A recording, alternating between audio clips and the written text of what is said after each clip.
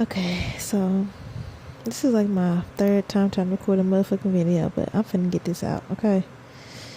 Anyway, straight up. Why do we stay in relationships that we don't want to be in? Like, why do we stay in relationships that we don't want to be in? I had to say it twice because it's like, why do we do it? Why? We'll have all the signs. The person don't fuck with you. They don't love you. They don't care about you. We'll know it. Like, we'll know. And we'll just stay. We'll just stay. Now, of course, obviously, it's like a lack of self-love, a lack of just having respect for yourself, which is fucked up, of course. But it's just sad because it's like, it's really just soul crushing. But then it's like you realize like people will use you and manipulate you, and you'll fall for it on one end, and then on the other end you're like, you know that it's bullshit basically. And so it's like you just kind of be in that space of like not really trusting yourself and not really like honoring how you feel on a gut level, because it's like people will tell you one thing and then do something else, and it's like, you know, on a gut level the truth as far as like what's really going on, but you'll just take the actions that that person did or what they said or what they tell you, and you'll just run with it. And it's really just, it's just like I said, just soul crushing, because it's like you only hurt yourself in the end. You only damage your own self doing that. You know, I was watching a video the other day by Derek Jackson, or Derek Jacks, whatever his name is. He was just saying all these different things that definitely resonated with my life. And it made me realize how people really will manipulate you, can manipulate you. And I'm not talking about the one where he like did his little bullshit. I'm talking about like, it was this video where he was talking about how men will have unrealistic expectations of their woman. They'll want the woman to, you know, cook and clean, take care of the kids, go through postpartum depression, and, you know, still be wanting to have sex and still look sexy and keep themselves up, and just all these different things. And it's like, yeah, this is very unrealistic. And it's like, that shit is draining. Just like one or two of the things that he said, like, it's draining to just try to keep up, especially if you're not even in a healthy relationship. You're in a toxic relationship, like, hell no. But it's just crazy. Like I said, you know, how people will manipulate you to make you feel like you're supposed to meet all of these different standards, and you're supposed to do all of these different things, you know, for their benefit, basically. And I was watching this other video, this lady on TikTok.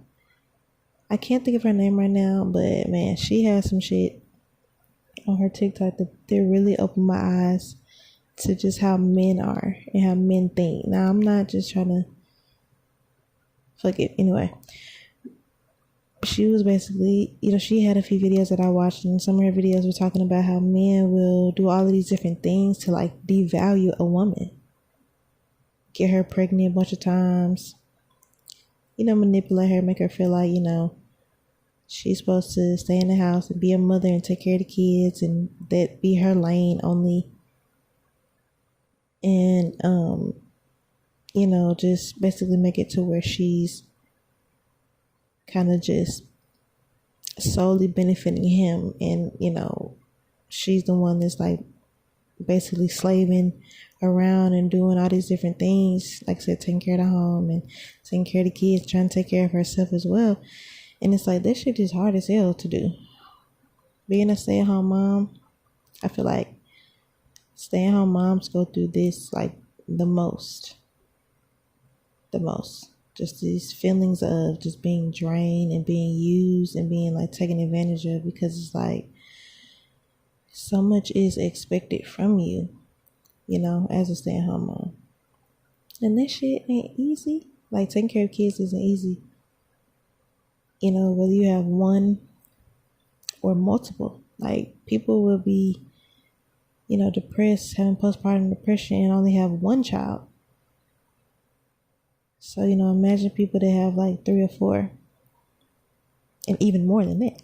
I don't even know how people have like, 10, 12 kids. Like, I could never. But, yeah, like, I just feel like this is something that stay-at-home moms go through, where it's like so much is expected from you. So much. And it's like, it's draining. I feel like there are so many stay-at-home mothers that are just fucking drained, let alone being in an unhealthy relationship with, like I said, where you know that person doesn't care about you, that, or like you feel all of these things deep down inside, but you just kind of accept, the bullshit, you accept the words and stuff like that, because who the fuck knows why? That was the whole question in the beginning that I first said, but it's just crazy. Like, I'm tired of being in that cycle myself, but also seeing other women being in that cycle of just giving themselves away to people that don't value them and don't really truly love them, and just being in these situations and these toxic ass, these situationships, I guess you would call it, where it's like you just running yourself to the ground. And then it's like I see this whole other, I guess, world starting to emerge of, just, I guess, like living a soft life.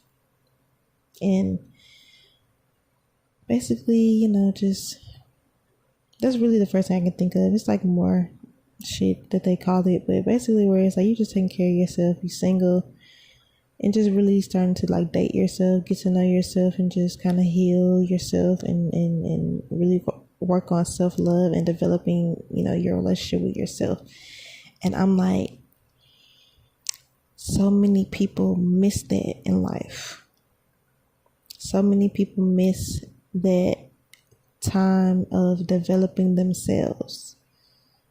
They miss that time of getting to know themselves and healing themselves, because I feel like, everybody goes through things that traumatize them, that makes them feel less than, or just, everybody has experiences that, I don't want to say took from them, but, changed them in a way. It's something that, they experienced that wasn't the best, and it stayed with them in one way or another. And I feel like those are the things that we need to work on and address. And I feel like I said, so many people miss that mark of, or that time period of just working on themselves and getting to know themselves, good, bad, and ugly. The good parts of you, the bad parts of you, all of it. And I feel like that's one of the reasons why, of course, we stay in these relationships that we know aren't serving us in any way.